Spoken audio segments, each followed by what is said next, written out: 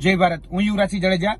ગુજરાતના બેરોજગાર યુવાનોનું જે વાસ્તવિક મોડેલ જે છે એ વાસ્તવિક મોડેલ આજે ફરી એક વખત સામે આવ્યું છે.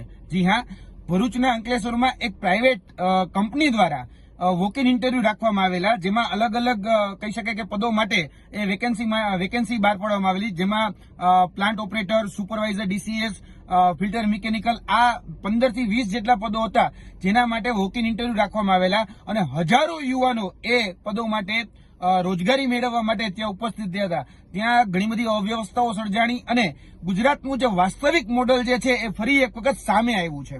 કેમ કે જે બેનરો ઉપર બજેટોમાં જે બણગા ફૂંકતી જે સરકાર છે અને મોટી મોટી વાતો કરે છે કે ગુજરાતના યુવાનોને અમે બેરોજગારમાંથી રોજગારી આપીશું, પરંતુ જોવા જઈએ તો ગુજરાતના ઘણા બધા એવા શિક્ષિત બેરોજગારો છે, એને પણ હજી સુધી સરકાર રોજગારી આપી શકી નથી. અને જે સક્ષમ છે, જે તાલીમબદ્ધ છે, જે સ્કિલ બેઝ બધી જ પ્રકારના બાબતોથી અવગત છે, પરંતુ એને રોજગારી આપવામાં સંપૂર્ણ રીતે ગુજરાત રાજ્ય સરકાર છે એ નિષ્ફળ સાબિત થઈ છે.